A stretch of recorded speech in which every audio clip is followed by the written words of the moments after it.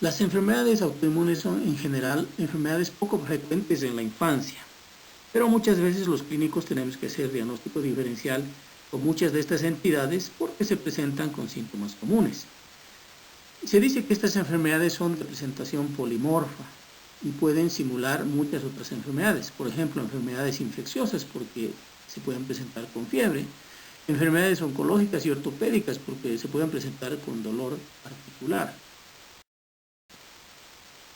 Dentro de las enfermedades autoinmunes destaca el lupus eritematoso sistémico o LES. Es un trastorno crónico de origen desconocido que puede atacar múltiples sistemas y órganos, principalmente el sistema cardiovascular, músculo esquelético, el sistema nervioso central, los riñones, el sistema hematológico.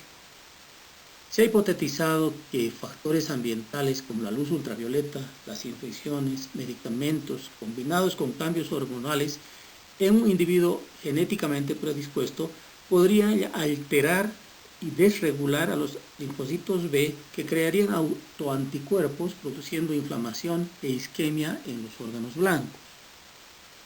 Se dice que el 20% del total de casos se inicia en las primeras 2 décadas de la vida, de ahí su importancia porque sí los podemos ver en la edad pediátrica. Hay un predominio claro de mujeres sobre varones y es importante destacar que los casos pediátricos tienen mayor compromiso renal, cardiovascular y del sistema nervioso central, por lo tanto una enfermedad más grave. El lupus inicialmente puede manifestarse a través de condiciones comunes como fatiga, pérdida de peso, fiebre, lo cual hace que se retrase el diagnóstico en un promedio de 3 meses en estos pacientes. Posteriormente aparecen síntomas más específicos como el eritema en alas de mariposa y fotosensibilidad, dolor en articulaciones pequeñas, sobre todo de manos y pies, y mialgias, fenómeno de Raynaud, úlceras orales y nasales, datos de pleuritis o dolor pleural. El Colegio Americano de Reumatología en los Estados Unidos ha definido 11 criterios para el diagnóstico de lupus, de los cuales 4 son necesarios para diagnosticar lupus con 95% de especificidad y 85% de sensibilidad. Dentro de ellos destaca el compromiso cardiopulmonar o serositis manifestado por pleuritis o pericarditis. En la parte hematológica puede presentarse anemia, leucopenia, linfopenia o trombocitopenia. En la parte musculoesquelética, la manifestación es a través de artritis no erosiva, generalmente de pequeñas articulaciones, de 2 o más. En la parte neuropsiquiátrica pueden haber convulsiones o psicosis. En la parte renal, proteinuria persistente de más de 0,5 gramos por día o mayor a 3 cruces o células en casco. En la parte inmunológica, los anticuerpos antinucleares positivos. Otro criterio inmunológico son los anticuerpos antidoble cadena, DNA, o los anticuerpos anti-Smith o antifosfolípidos. En la piel, el exantema malar en alas de mariposa en la cara. En la piel también la fotosensibilidad que puede ser referida por el paciente u observada por el médico. Otro compromiso en la piel es el exantema discoide y en las mucosas la presencia de úlceras orales y nasofaringe. El diagnóstico de lupus es bajo sospecha clínica por los órganos comprometidos o los signos y síntomas. Cuando ocurre ello, se piden exámenes de laboratorio, como los anticuerpos antinucleares, que son sensibles y son positivos hasta un 96% de estos pacientes, pero puede observarse también positividad en otro tipo de enfermedades autoinmunes. Es por ello que cuando hay ANA positivo, se deben pedir anticuerpos anti-DNA y anti-Smith que son más específicos para confirmar la enfermedad. También se debe solicitar el complemento C3 y 4 que pueden estar disminuidos como en todas las enfermedades autoinmunes donde se consume. El hemograma puede mostrar leucopenia, linfopenia, trombocitopenia y algunos marcadores inflamatorios como la BES y el PCR que pueden estar aumentados. Estos dos últimos pueden servir también para ver la respuesta al tratamiento y hacer seguimiento al paciente. El examen de orina es importante porque nos ayuda a determinar el compromiso renal probable cuando se manifiesta por hematuria, proteinuria o una creatinemia aumentada.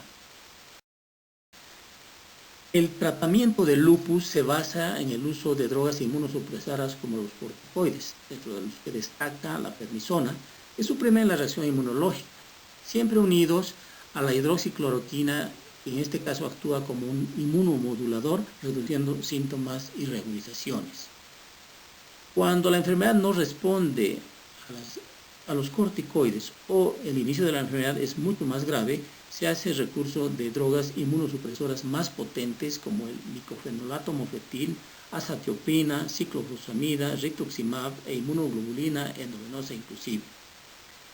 Se debe destacar que los protectores solares deben ser obligatorios en estos pacientes porque los rayos ultravioletas pueden reagudizar la enfermedad. El riesgo de los pacientes lúpicos, sobre todo a infecciones, es altísimo. Se calcula que 1 de cada 4 pacientes muere por infecciones. Por lo tanto, estos pacientes deben ser vacunados contra el neumococo e influenza anual. La artritis idiopática juvenil, conocida antes como artritis reumatoide juvenil, es caracterizada principalmente por una sinovitis crónica que puede llevar a la destrucción del cartílago articular si no es tratada. Se considera la enfermedad reumática crónica más frecuente de la niñez y tiene 2 picos, uno en la edad preescolar y otro entre los 8 y 12 años.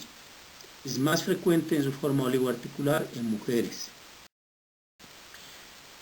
El rasgo distintivo de la AIJ es la artritis, y la artritis se define como inflamación articular y edema con 2 o más de los siguientes: dolor al movimiento, pérdida del movimiento o eritema y calor.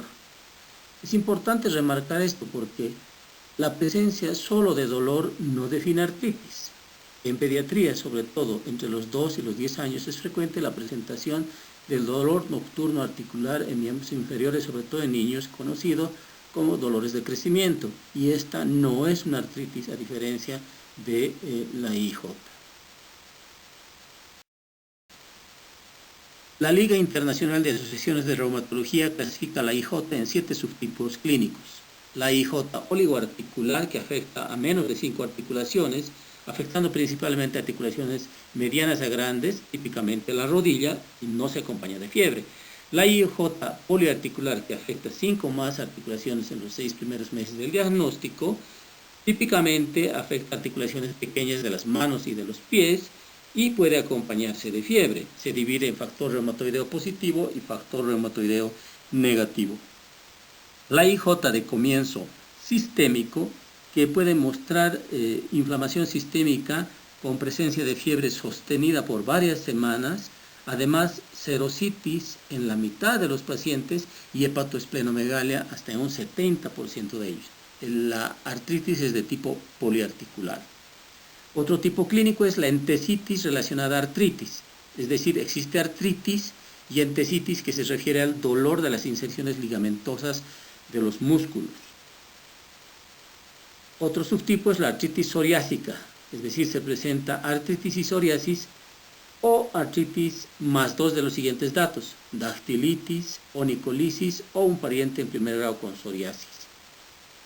Y finalmente está la artritis indiferenciada, que es un tipo que no reúne características suficientes de los demás tipos. El diagnóstico de la IJ es basado en la sospecha clínica de artritis. Cuando se solicitan exámenes de laboratorio como el BES-PCR, pueden estar francamente elevados. El hemograma se solicita para diferenciar de otras enfermedades como la leucemia, que también puede presentar dolor articular. Las radiografías pueden mostrar osteopenia y estrechamiento de espacios articulares. El tratamiento de las formas oligoarticulares está basado sobre todo en antiinflamatorios como el naproxeno, el ibuprofeno. En las formas más graves o poliarticulares se puede usar el metotrexato solo o combinado con corticoides. La púrpura de Schönlein-Henoch, actualmente denominada vasculitis por IgA, es la vasculitis por inflamación de pequeños vasos más frecuente de la infancia. que puede llevar a la isquemia y hemorragia principalmente de órganos como el intestino, los riñones y la piel. Se la ha asociado a infecciones, a picaduras de insectos, medicamentos y algunas vacunas. Epidemiológicamente se presenta más frecuentemente entre los 4 y 6 años, con una mayor prevalencia en invierno y primavera, justamente en la época donde más infecciones respiratorias aparecen. En la parte clínica de la vasculitis por IgA existe una tríada clásica: las lesiones purpúricas, la artritis y el dolor abdominal. Las lesiones purpúricas tienen un predominio en miembros inferiores y glúteos. Inicialmente salen lesiones aisladas que luego pueden confluir. La artritis se presenta en el 80% de los casos, predominantemente en miembros inferiores, con dolor y aumento de volumen en las articulaciones. El dolor abdominal puede estar presente en el 50% de los pacientes y a veces puede haber diarrea sanguinolenta y en un pequeño porcentaje puede complicarse con invaginación y perforación intestinal inclusive. A veces es considerado diagnóstico diferencial del abdomen agudo quirúrgico.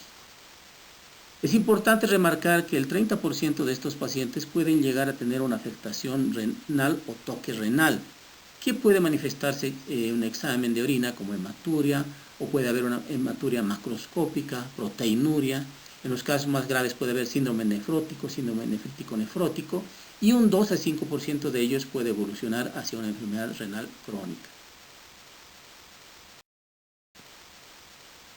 El diagnóstico de vasculitis por IgA es eminentemente clínico, basado en la tríada clásica ya mencionada. Se debe solicitar un examen general de orina para descartar la posibilidad de toque renal, es decir, la presencia de hematuria, proteinuria, etc.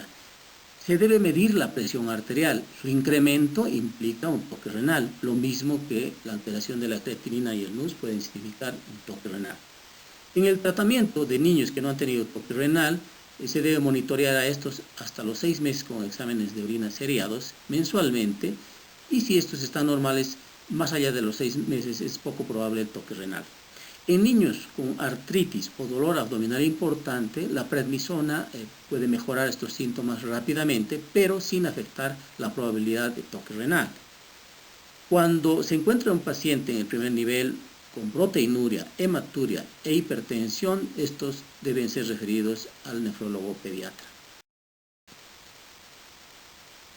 La enfermedad de Kawasaki es otro tipo de vasculitis que afecta arterias de pequeño y mediano calibre y cuya complicación principal son los aneurismas. Se considera que es una enfermedad ocasionada por un estímulo infeccioso al sistema inmune en un huésped genéticamente predispuesto.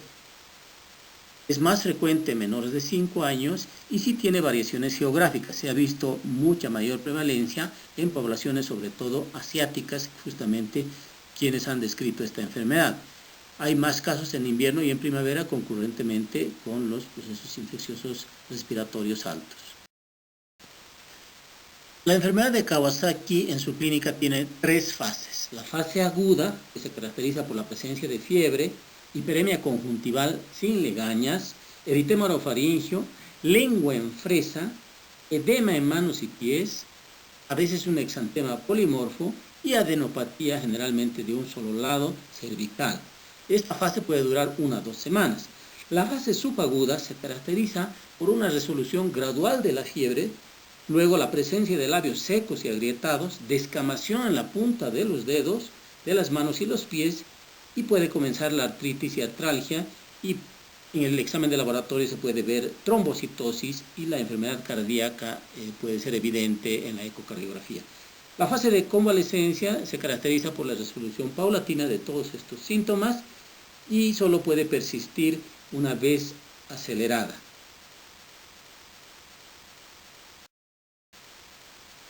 El diagnóstico de la enfermedad de Kawasaki es eminentemente clínico y los expertos han desarrollado los siguientes criterios: la presencia de fiebre sin foco identificable de 5 días o más, con al menos 4 de los siguientes: conjuntivitis bilateral no supurada, cambios en las membranas mucosas del tracto respiratorio que pueden ser labios secos, agrietados, lengua en fresa, inyección faríngea.